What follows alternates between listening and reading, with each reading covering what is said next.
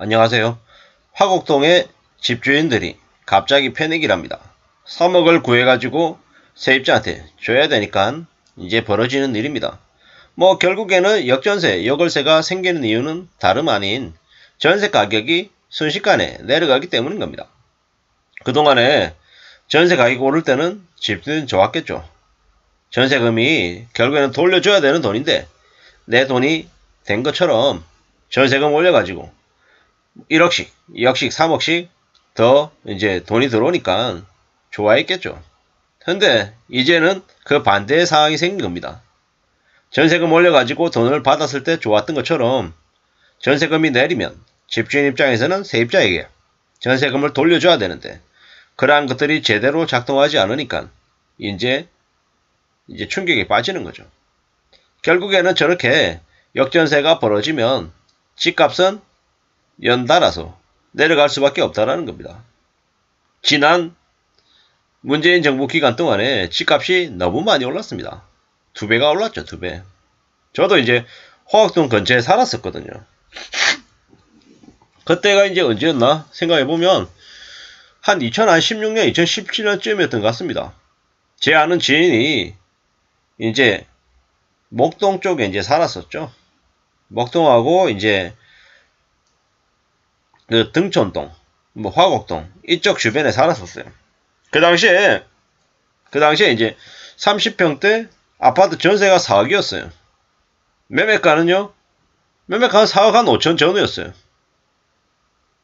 상대적으로 서울의 외곽이었기 때문에 등촌, 화곡동 집값이 그렇게 비싸지 않았다라는 거죠.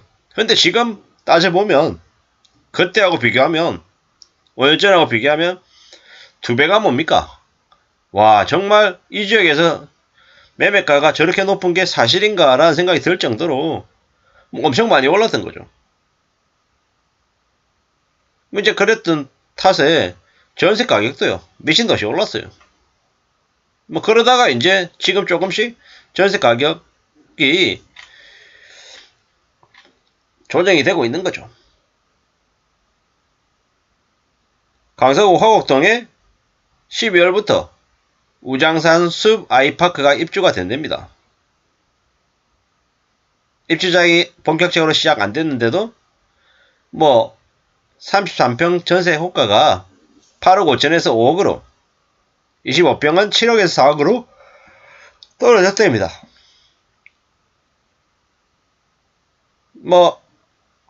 일선 중개사무소에서는 이러한 하락은 입주 시기에 잠깐 나타나는 역전세 난으로 취급이 됐습니다. 근데 지금은요, 화곡동 일대 전세를 뛰어드는 악재로 이제 자리 잡았답니다. 기존 단지 세입자들은 갑작스럽게 계약을 해지하고 우장산 숲 아이파크 전세 계약에 나섰답니다. 충분히 그럴 만하죠. 충분히. 자기가 이제 사는 곳은 25평 기준에 한 7억쯤 하는데 새 아파트에 전세가 4억이면 당장에 들어갈 때 2년 그리고 이제 임대차 3법 계약 갱신 요구권을 쓰면 또 2년을 더 살 수 있으니까 4년가량은 저 가격 비슷하게 이렇게 지낼 수 있잖아요. 그러다 보면요, 이제 더 이제 어려워지는 거죠. 높은 전세가에 이제 집을 가지고 있던 집주인들이 힘들어지는 거다라는 겁니다. 이제 저런 모습들을 이제 우리는 잘 살펴볼 필요가 있습니다. 3년 전 강서 힐스테이트 25평 신규 전세 보증금이 5억 원대였답니다. 지금은 신규 단지에서 4억이니까 1억 차이가 나도 세입자 입장에서는 해지하고 이제 새로운 곳에 이제 가는 거죠. 당연한 얘기입니다. 당연한 얘기라는 거죠. 그러다 보니까는 이제 매매 가격도 이제 내려갈 수밖에 없는 거죠. 갑작스러운 세입자의 계약 해지 통보에 반발하는 집주인도 있지만 어떡합니까?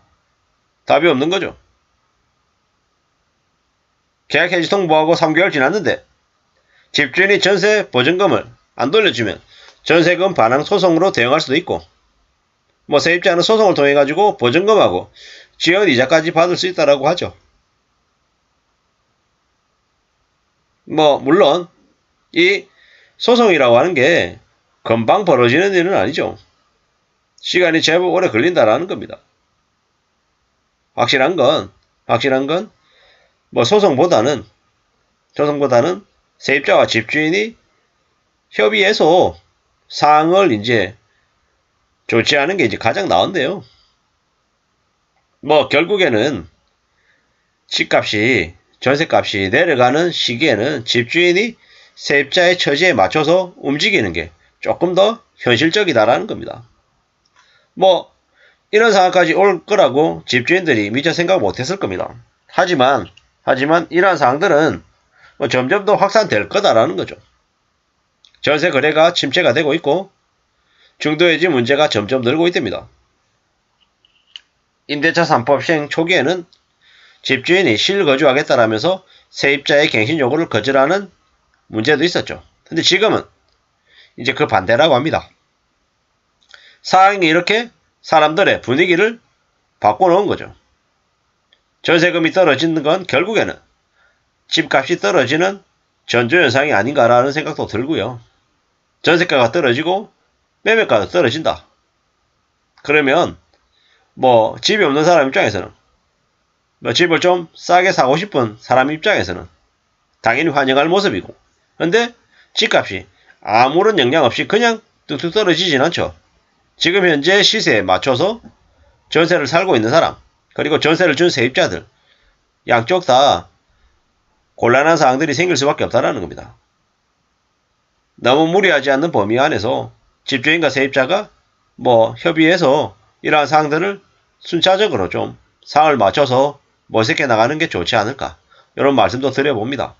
확실한 건 2년이 지나고 4년이 지나면 집값이 하락한다. 그리고 그에 따라서 전세 가격도 같이 내려가고 점점 더 이제 무리하게 빚을 내서 집을 산 집주인 입장에서는 손실을 감수할 수밖에 없다. 이런 얘기를 드리고 싶습니다. 아무쪼록 지금처럼 금리가 계속 오르고 있기 때문에 세입자는 전세보다는 월세를 좀 더 선호하게 돼 있고, 집주인은 되도록이면 전세를 받으려고 하지만 그러한 입장 차이가 있기 때문에 전세 가격은 더 내려가고, 덩달아서 집값도 같이 내려간다라고 봐야 될 것 같습니다. 앞으로 4, 5년, 말하기 편하게 5년이라고 말씀을 드릴게요. 5년 동안은 집값이 오르기 어렵다 라고 생각을 하고 5년이라는 시간을 어떻게 하면 잘 보낼 수 있을지 궁리해 놓는 게 좋겠습니다. 사는 게 점점 더 어려워지고 힘들어집니다. 부동산 따위에 관심을 가질 수 없는 게 지금의 시대다, 지금의 상황이다라는 걸 명심하면 좋겠습니다. 감사합니다.